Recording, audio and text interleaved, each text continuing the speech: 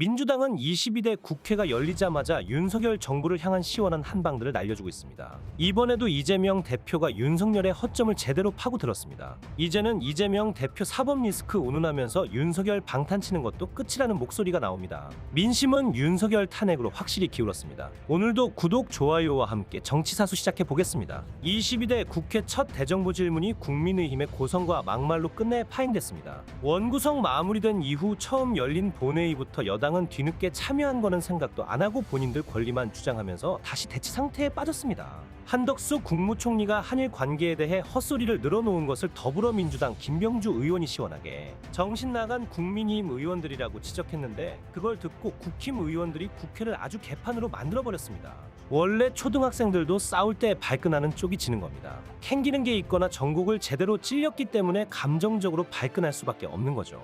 국민의힘이 국회 참여를 거부하다가 다시 복귀하겠다고 한 게 엊그제 아닙니까? 근데 또 국회 복귀를 안 하겠다고 떼를 쓰기 시작했습니다. 대체 이게 뭐 하는 겁니까? 아니, 정치색 다 떠나서 그래도 본인들 뽑아준 국민들 보기 부끄럽지도 않습니까? 국힘은 정부 여당이라는 게 수준이 딱 이 정도인 겁니다. 민주당이 사과 안 하면 국회 일도 안 하겠다고 우기고 있습니다. 민주당이 두고만 볼 수 없죠. 최상병 특검 표결을 무산시키려는 비열한 술수라며 반발하는 한편, 검사 4명에 대한 탄핵소추안을 밀어붙이며 독주를 이어갔다. 21대 국회에서는 민주당이 뭘 해도 윤석열이 거부권을 행사하면서 제대로 된 견제를 할 수가 없었습니다. 그런데 22대 국회 들어서자마자 민주당이 윤석열을 끌어내리기 위해 시원한 한방 한방을 계속 날려주고 있습니다. 그 와중에 내부에서도 윤석열 관련 논란이 터져나오면서 탄핵 민심에 더 불이 붙어버린 상황인 겁니다. 이날 본회의는 예정 시간을 1시간 30분 이상 넘겨 열렸습니다. 민주당 주도의 최상병 특검법 상정에 국민의힘이 대정부 질문의 법안 처리를 위한 안건 상정 전례가 없다고 딴지를 걸었기 때문입니다. 하지만 우원식 국회의장이 본회의 상정을 결정하자 여당 의원들은 의장실을 찾아가 항의하기까지 했습니다. 국회에 제대로 참여하겠다고 밝힌 지 며칠 만에 또 시위하고 있는 겁니다. 농성 1시간여 만에 우 의장은 본회의장으로 자리를 옮겨 30분가량 더 기다리다 야당 의원들만 참석한 가운데 회의를 시작했습니다. 국민의힘은 의원총회를 열고 입장을 거부하다 대정부 질문이 한창인 상황에서 늑장 참석하며 신경전을 벌였습니다. 김병주 민주당 의원이 한덕수 국무총리의 실언에 시원하게 발언을 쏴주면서 국힘은 아주 멘탈이 나가버렸습니다. 김 의원은 한 총리와 설전을 벌이던 도중 한일 관계는 개선하고 적절점을 유지해야지 동맹을 해서는 안 된다며, 정신 나간 국민의힘 의원들은 논평에서 한미일 동맹이라고 표현한다고 지적했습니다. 그러자 여당 의원들이 어따 대고 사과하세요라고 항의했고, 소란이 계속되자 주 부의장이 과한 말씀에 대해서는 사과하고 진행하는 게 맞다며 사과를 요구했습니다. 하지만 김 의원은 다른 건 사과해도 일본과 동맹에 대해서는 저는 사과할 수 없다. 정신 나가셨으니까 그런 단어를 썼다고 버텼고, 주 부의장은 정의를 선포했습니다.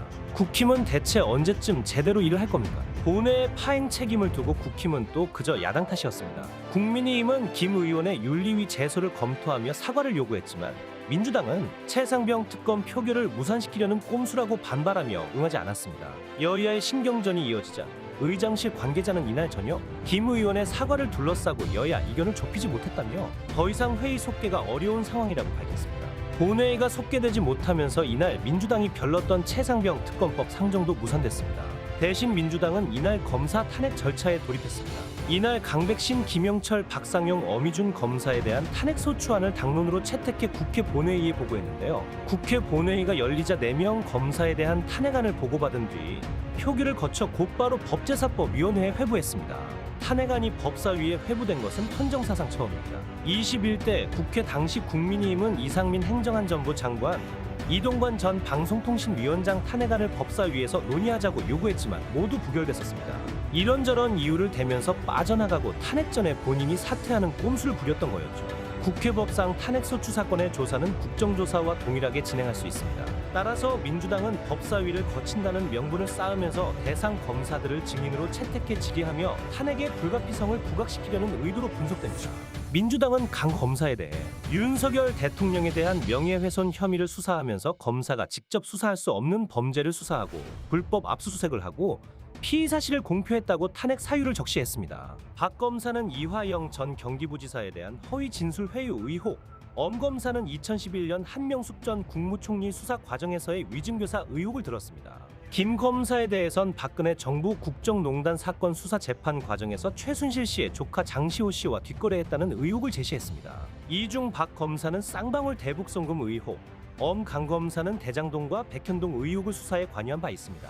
김 검사는 김건희 여사 봐주기 수사 의혹을 받고 있습니다. 민주당이 검사 탄핵에 나선 것은 21대 국회 당시 안동환, 손준성, 이정섭 검사에 더해 7명으로 늘었습니다. 김용민 의원은 국회는 부패검사, 정치검사를 단죄하기 위해 국회의 권한을 계속 사용할 것임을 분명히 밝힌다며 추가 탄핵 가능성을 내비쳤습니다. 이런 와중에도 윤석열은 이재명 대표의 공약에 딴지나 걸고 있었습니다. 윤석열은 왜 25만 원을 주나? 국민 1인당 10억 원씩, 100억 원씩 줘도 되는 거 아닌가? 그렇게 되면 어떤 결과가 나오는지 뻔한 것 아닌가라고 비꼬았습니다. 이재명 전 더불어민주당 대표 공약인 전 국민 1인당 25만 원 지원법을 지적한 겁니다. 해당 정책을 22대 국회 당론 1호 법안으로 발의하면서 드라이브를 걸고 있는 민주당을 향해 반대하겠다는 뜻을 또 내비친 거죠. 윤석열은 이날 청와대 영빈관에서 열린 하반기 경제정책 방향 및 역동경제 로드맵 발표 회의에서 전 국민 25만 원 지원법을 겨냥해 그렇게 되면 어떤 결과가 나오는지 뻔한 것 아니겠느냐며, 일단 물가가 상상을 초월하게 오를 뿐 아니라 대외 신인도가 완전히 추락해서 정부나 기업들이 밖에서 활동할 수도 없게 된다고 말했습니다.